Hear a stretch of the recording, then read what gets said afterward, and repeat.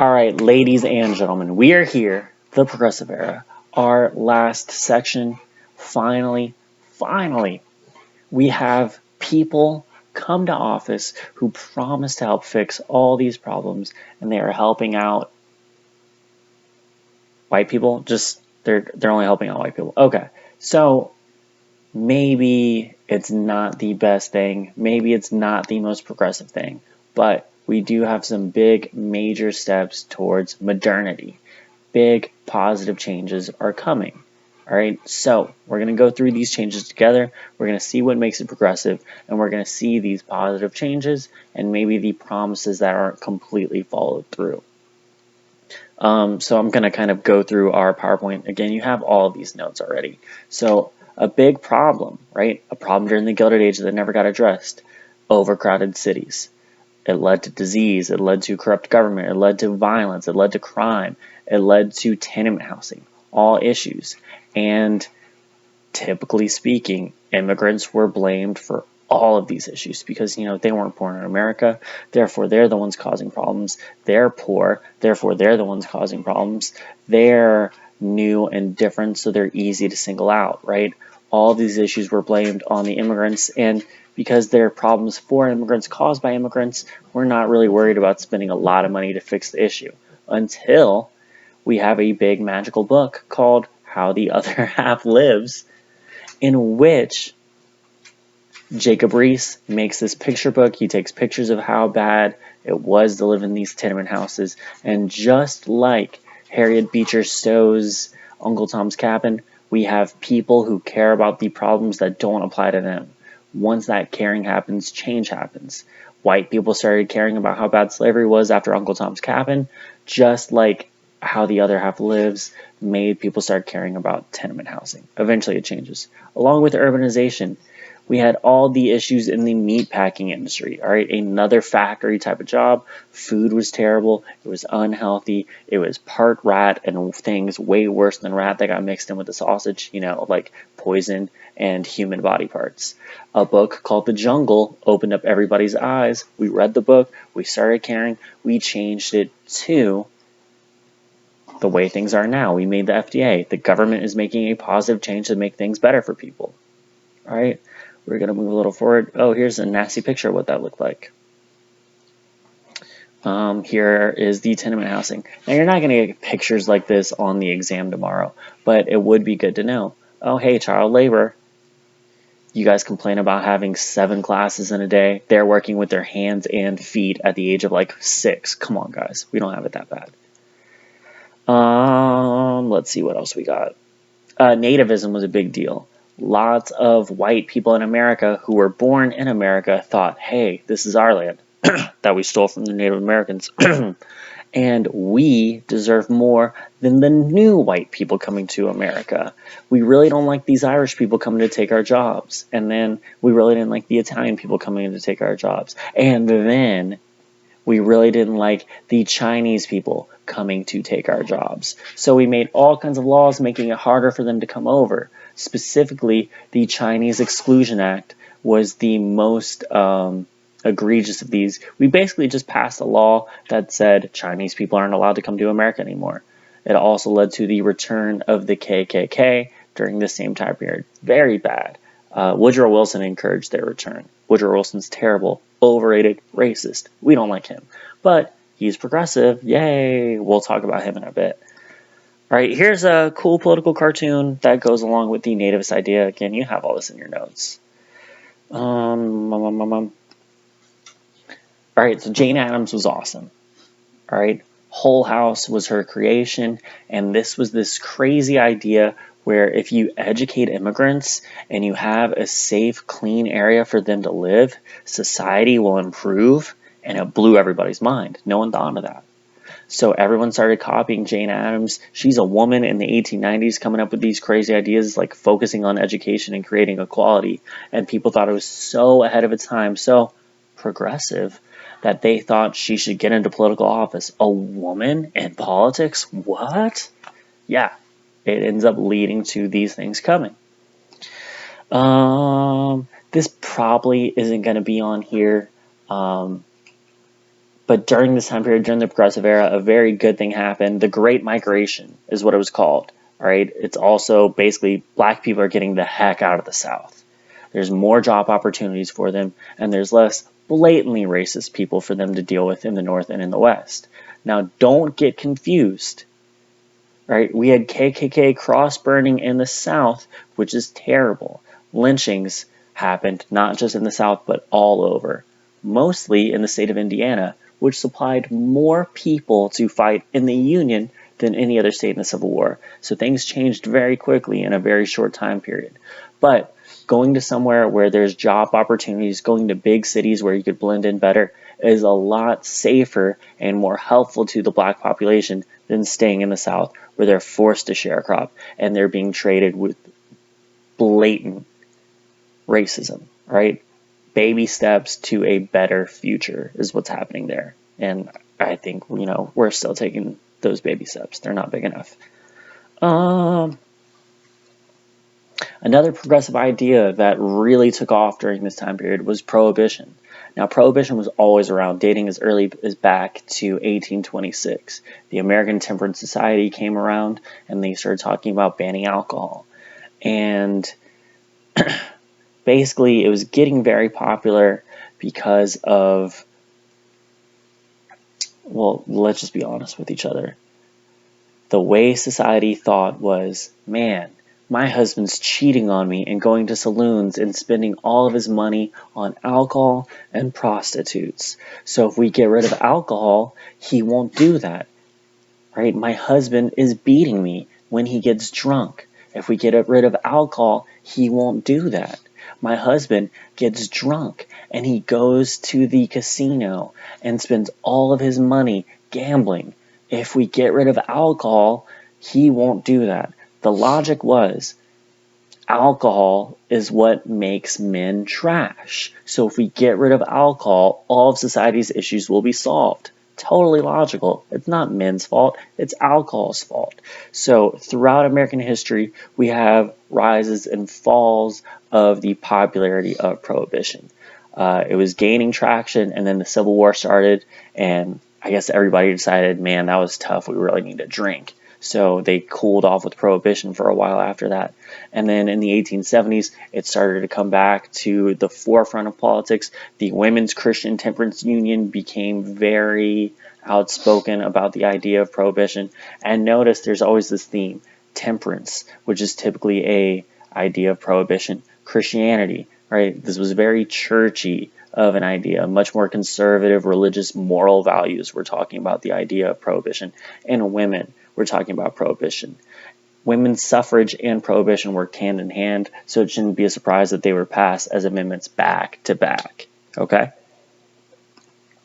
So with women's suffrage, a very big deal. We have, again, rises and falls with this over time. Women were trying to get the right to vote for a long time in America. And early on in American history, getting black people the right to vote and getting women the right to vote were working together. Then the Civil War happens, then Reconstruction happens, and we pass the 13th, 14th, and 15th Amendments all in a row, which give black people all kinds of rights, and women, their rights fall by the wayside. Luckily, Susan B. Anthony comes along and starts pushing for the idea for women getting the right to vote, women's suffrage. She was dressing up as a man and voting, and then would reveal herself to be a woman and get arrested, which, I don't know, it's kind of a weird way to go about it. Oh, also, she kind of used racism to get women the right to vote. She spoke at a KKK rally in the South, saying that the best way to curb the power of the black male vote is to give the white female the right to vote. Really racist, very Machiavellian, and it actually just didn't work out for her because no one listened to her. Who would have thought the KKK didn't, have an open mind? Crazy, right? She was old school. She was in the 1870s, and she did not like my girl, Alice Paul, who was awesome. Now, she was much more radical than Susan B. Anthony. She was showing a lot more ankle than Susan B. Anthony because she was the progressive woman. So she would do crazy things like picketing outside of the White House. She would have walkouts and rallies and would go on hunger strikes. Her most famous one was when she chained herself to the White House outside, saying that we would not get the right to vote. I won't eat until I get the right to vote. Eventually, they cut her chains, broke her jaw, and force-fed her to stop her hunger strike, and that made all kinds of people mad. Women eventually got the right to vote not too long after. We watched the Lady Gaga-ish video about this, and it was awesome. It was a Bad Romance spoof. We also had Ida B. Wells, who was an African-American suffragette. She was a journalist, and she promoted the black women's suffrage. She was big in both women's suffrage and prohibition. All people taking steps towards this idea of women getting the right to vote, which they eventually do with the passage of the 19th Amendment, which is great. Progressive. Love that. Let's see what else we got. So our progressive era amendments, we have the federal income tax, the 16th Amendment, a populist idea, right? This was passed by the progressives. This was an idea that, the government's constantly taking our tax money, but they're not spending all of that money. So in order to help boost the economy and help out the little guy, the poor people, regular people, the government should give back the money that they don't use. What? That's why, around this time of year, April, earlier on, all of us with jobs get really stoked about getting basically a bonus check back from the government. We have the direct election of senators. Now, we didn't talk too much about this. This is another populist idea that the progressives rip off and pass. The way things used to go, governments at the state level would sit in a back room and they would all talk amongst themselves and pick the best from amongst them to represent the state, be the voice of the state, right? That's how they became senators. You weren't elected as a senator, you were picked from the state legislature, right? Which was great over time, because when you had great leaders and you had people in office for the right reasons, they did indeed pick the best out of them. That's why our boy Henry Clay was picked time and time again from Kentucky. But over time, as society degrades and corruption takes over, it really just became who is the best at bribing. I'm going to buy my way into office, which led to things being bad for the country as a whole. The 17th Amendment fixed that. The people get to vote. And now we pick our senators to elect us. And that always works out great. Prohibition is the 18th Amendment. We talked about that. Ban alcohol to make men less trash. Totally works. And then women's suffrage. Women get the right to vote. We love that. We're going to fast forward a little bit to the not a complete waste of time Gilded Age president, but also not a progressive president either. William McKinley. He beats my boy WJB back to back. He fought in the Civil War. He was gold standard. He was from Ohio. He gets us a very quickly expanded and modernized Navy, gets us into war with Spain, and then the Philippines. We expand. We take over a bunch of land, which is something. We haven't really had an American empire idea. The idea of imperialism didn't hit us until his presidency. So this is a big drastic change for us. We're asserting ourselves on the world stage. You're not going to be asked about the Spanish-American War at all. It lasted 6 weeks. My guy, Teddy Roosevelt, fought in it. So McKinley was popular, and then he got killed. He was assassinated at the World's Fair in Buffalo, New York, shortly after he was reelected. He was killed by an anarchist, Leon Czolgosz, the king of all simps, because he tried to impress a girl by killing the president. And he did it in a pretty cool way. Like, he had a cast on his hand, and inside the cast was the gun hidden. So he walked up to the president, went to shake his hand, and shot him through the cast, which sounds like something from a movie. Maybe it should be. Maybe you'll write that movie one day. He was executed, and he didn't get the girl because the girl liked girls instead of him. So there was that.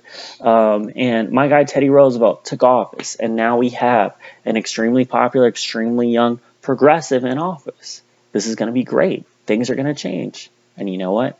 They do.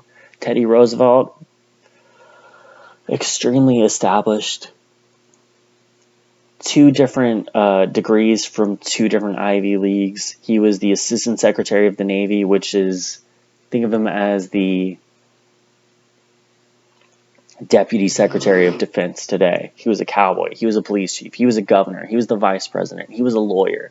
He did a little bit of everything, and he brought all these different ideas and mentalities into the presidency. under his presidency, we have a great expansion of the Navy. This is when we have a super flex on the world with the sailing of the Great White Fleet. We have the Panama Canal. We open up business with Latin America. We open up trade with Japan, right? All great things that really boost our economy. And two huge game changers. Our guy Teddy uses the Sherman Antitrust Act to break up monopolies, to create more competition, to make the prices of goods go down so regular people can afford more stuff and have better lives. What?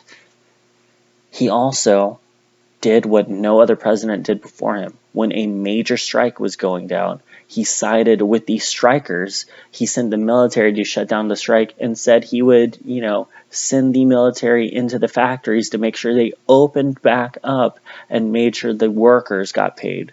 No president before TR sided with the workers before him.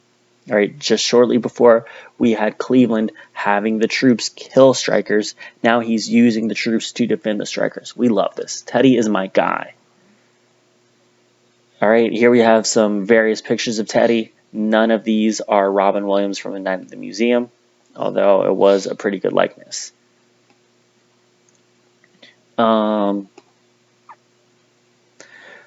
3 C's in the square deal. All right, everyone was guaranteed the right as an American to a square deal. Now, geometrically speaking, a square is something with, it's a quadrilateral, equal on all sides and all equal angles on the inside, right? All right angles, all same lengths of sides.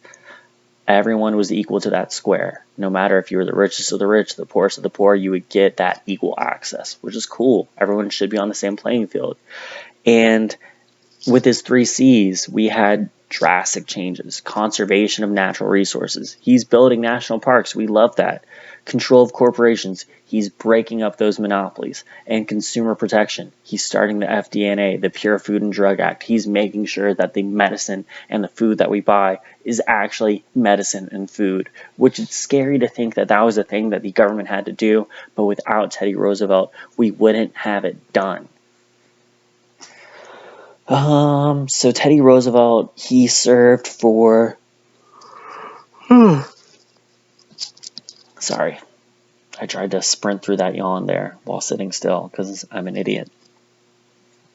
Teddy Roosevelt finished McKinley's term, then he ran for re-election and absolutely destroyed the competition because, he's Teddy Roosevelt. They named the teddy bear after him. Why are we surprised by this? He's the one who gets the ball rolling on the federal income tax. The 16th Amendment is passed during his presidency, and he gets us the standardized 8-hour workday. What? We have a extreme jump in the progressive wing of the Republican Party. All these new people are coming to power and talking about similar ideas, and we're having positive changes happening, which makes the old school really rich guys not too happy. Remember, just like in the Gilded Age, rich people don't like the idea of being less rich. Never ever in societal history has a rich man said, "Man, I am so sick of all this money. Let me give it away." It doesn't happen. So they start bankrolling and going with that old school Gilded Age ideal of, I'm going to pay and put people to go against these progressive ideas in office. We start seeing fractures, but not a full split in the Republican Party. Then Teddy says, you know what? If George Washington isn't going to serve more than 2 consecutive terms, I'm not either. So I'm going to take myself to Africa, and I'm going to go on safari for a couple years. I'm going to take a break from all this. And he goes and spends some time finding himself in nature, like TR was bound to do. And he says, you know what? Elect my boy William Howard Taft. So America listens to him and does just that. Taft runs against my boy William Jennings Bryan, and he beats him. He beats William Jennings Bryan. Tough look from a guy WJB. He lost again. Debs also runs for the first time. He's a third-party candidate. He is running from the Socialist Party of America. He is a straight-up communist, and he pulled just about 3% of the popular vote, which is a pretty big deal. All right, 3% of the popular vote is a lot back then, especially as a communist. We also have Eugene Chafin coming in fourth as the Prohibition candidate. I don't know how many times in American history we've had multiple Eugenes running for office, but there's no way they came in the top 4 besides this election. Taft wins. Taft was the Secretary of War, and Taft kind of starts doing his own thing. Taft was in a no-win situation. The worst thing about Taft's presidency was the timing. He could have very well been a good president, but he was following one of the great ones. And when you're coming after one of the greats, if you're coming after a GOAT, if you're replacing a legend, it doesn't matter how good you are, right? You're going to be looked at and compared to someone better than you. He did not live up to Teddy's standards, so he was looked at as a bad president, despite the fact that he broke up more monopolies in half of the amount of time. He thought judges, the Supreme Court, was the best way to create equality in the country. Not the businessmen, not the politicians, but the Supreme Court. He had a couple problems in office. The Payne-Aldrich tariff. This tariff was kind of caught in the middle. It wasn't high enough for the conservatives to be happy, but it was way too high for the progressives to be happy. So he got looked down upon. Then we have the Ballinger-Pinchot affair, where he appointed his own guy to the Secretary of Interior and fired one of Teddy's guys and starts turning a national park into a coal mine. That made everybody really mad. Not a good look for our guy Taft. We're not going to fat shame him, though, because that's not cool and really not applicable to this essay. Here's some political cartoons of him. Notice he's looked at pretty sardonically in these. He is dressed as Teddy Roosevelt, but you see it clearly does not fit him. Uncle Sam's telling him to be his own man. He was criticized for trying to be Teddy Roosevelt instead of being himself. And the one on the right, really, I would say it's more messed up, and it's also super creepy. We have Taft with his face like transposed to be on a sheep, and then Teddy Roosevelt is Little Bo Peep, and he's leading the sheep around. He owns this sheep. Taft can't do anything on his own. He's just doing whatever Teddy tells him to. Maybe he's the lamb being led to the slaughter. I don't know. But it's not a good look for our guy Taft. So this all comes to a head in 1912.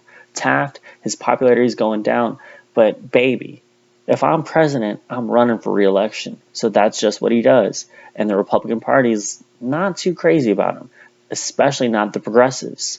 So, out of the ashes, back from Africa, done on safari, our guy Teddy Roosevelt comes in and says, hey, remember how I said I wasn't going to serve more than 2 consecutive terms? Well, I sat out a term, and now I'm going for number 3. Vote for me. And the progressives all say, oh yeah, you're our boy. But they were outnumbered by the conservatives. The conservatives say, no, Taft is our guy. So the Republican Party splits in two. We got to keep this in mind. The Republican Party splits, and they support, the progressives support Teddy, the conservatives support Taft. Remember, when parties split, it's not always a good thing for that party. Hint, hint, hint. The Democrats get ready to nominate William Jennings Bryan, our guy, for time number 5. And he says, you know what? I'm going to sit this one out. You should nominate this governor from New Jersey. He used to be the president of Princeton University. He seems really smart and really cool. His name is Woodrow Wilson. William Jennings Bryan nominates and throws out the idea of Woodrow Wilson, and the Democrats, still in love with WJB, listen to whatever he says. Wilson gets the nomination, and we have the Socialist Party of America throwing out their boy Eugene Debs again. Pro-union, labor reform, communism. Cool. And I do want to say, he's talking about socialist ideas in 1912. Everything that we've passed in the last 40 years blows away whatever he was talking about in 1912. Things change and progress over time. Here all 4 of them are. Teddy in the top left, Woodrow Wilson, about to throw a very terrible baseball toss here. You could tell based on that stance it's not going anywhere. We have Taft hanging out with guys who I don't even know how to describe them. They probably like are off to an opera or something dressed like that. And then I couldn't find an actual picture of Debs, so here is a political poster, a campaign poster. So I hinted heavily at this. We have new nationalism from Roosevelt. He's going to create a better country by breaking up the bad trust and using the government to regulate the economy. Wilson, using his branding, A New Freedom, is going to base reforms on the individual. The government should not be in charge. It's you, the individual person, that has the power, unless you're black. Taft, he again hits on that same old idea. The Supreme Court is going to come along and they should be the ones making these changes, not politicians, because they're in and out of office too quickly. And then Debs, working man unite. The Lebensraum is going to overthrow the proletariat. It's going to be a Marxian revolution. It's going to be crazy. Now, what ends up happening, lots of the poor workers love Debs' ideas, but the bosses of the labor unions typically support Democrat. So the labor union bosses are saying, hey, we're voting Wilson, and the small guys, the little guys in the union follow suit. So even though Debs is literally running as a labor union candidate, he doesn't really get too many of the votes from the labor unions themselves. As I'm sure you can imagine, the Republican Party is split in two. Because of this, the Democrat wins. All right, we have a much greater popular vote share of the two separate Republican Party candidates. If Roosevelt doesn't run, Taft will probably win the presidency. If Taft doesn't run, Roosevelt will win the presidency. But because the party is split, the opposite party wins. We saw the same thing happen in 1860. We had two Democrats, it led to Lincoln's victory. Now we have two Republicans, it's leading to Wilson's victory. Notice though, this is crazy. Just about 8% of the country, over 1 million votes, goes to the guy who is a communist. It's absolutely insane. Never going to happen again. Also, Teddy Roosevelt got shot while giving a speech, and instead of going to the hospital like a normal human would, he punched himself in the chest, said, I'm as strong as a bull moose, and gave the speech while bleeding all over the place, because you cannot stop Teddy Roosevelt unless you have a second Republican candidate, and then you stopped him. All right, so Wilson brings the tariff down. Cool, we like that. He keeps trust busting. Okay, like that. 2 for 2, Wilson. He segregates the White House and has black quarters and black bathrooms, and for the first time ever in our country's history, makes black people separate from white people in the White House itself. That doesn't sound too progressive. But he takes away the right of Japanese people to own land in California and then stops them from being able to come over, which is a addition to the Chinese Exclusion Act. Now it's just Asian people in general are being excluded. That doesn't sound progressive. I don't know about this. But he did run for office and get reelected. Cool. He focused on an 8-hour workday, a 6-hour work week, and he had a campaign to keep us out of World War I. Once he got reelected, we promptly got into World War I. And he created this whole propaganda department. It's not too important for World War I.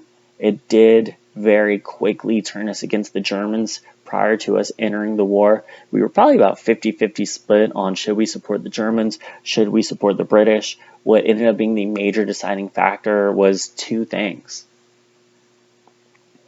The British owed us a lot more money than the Germans did, so we wanted the British to win, so we would have a better chance of getting our money back. Americans always chasing the bag, gotta respect that.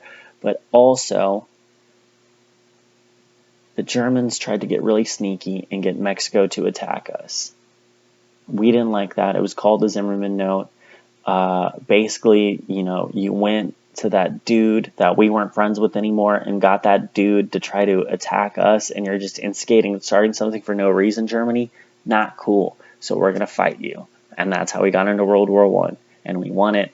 And Woodrow Wilson goes along with ruining the world. Not going to be on this exam, though. We'll talk about it after. It'll be great.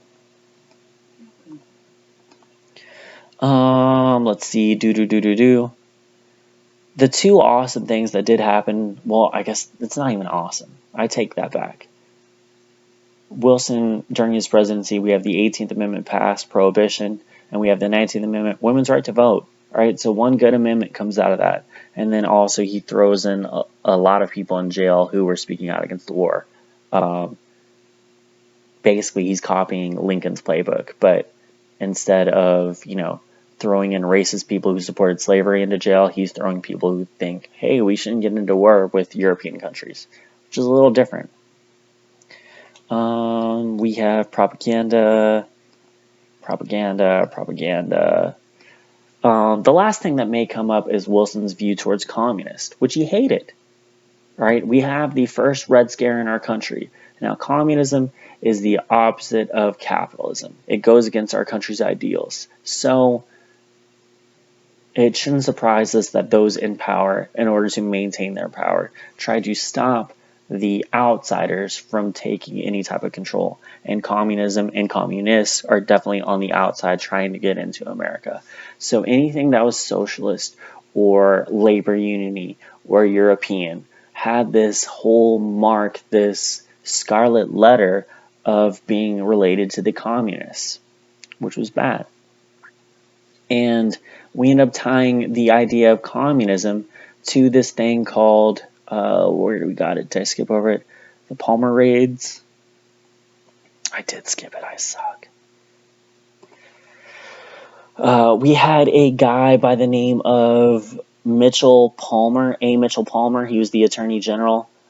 He was, hanging out at his house, and someone tried to blow it up because he was arresting too many people. And obviously, if someone was trying to blow up his house, they had to be a communist. So he starts rounding up all kinds of people with communist ties, communist ideas, communist-looking beards. They get arrested, they get thrown out in jail, or deported, right? Not the best way to defend the freedom of expression if you're arresting people for their own political views. We even went as far as to support the White Russians during the Russian Revolution. These were the guys who wanted to get rid of the Tsardom, the old empire, and build a democracy. We supported them. They lost to the Red Russians, the communists, and the Russian Empire becomes the Soviet Union overnight towards the end of World War I. Right? You don't need to know too much about that. Just know America, as an economic capitalistic society, is never going to jive or mesh well with communist ideals. Oh, and Woodrow Wilson loves the KKK. I don't know if I said that earlier, but he loves the KKK, not black people. The KKK. So we see here lots of changes, lots of positives, lots of steps in the right direction, but it quickly gets derailed because of political infighting. We have some changes, we have some good things, we have some bad things. Once Woodrow Wilson leaves office, we have a return to normalcy, as the 1920s presidents call it, and we have a throwback to the old conservative days. None of that's going to be on your exam, only the stuff that I talked about before this sentence is going to be. All right, I hope you guys all feel confident about tomorrow. I definitely feel confident in you guys. We're going to do a great job on this. I believe in you, and I'm super proud of you, each and every one of you. Well, most of you, but you know what I mean. All right, see you tomorrow.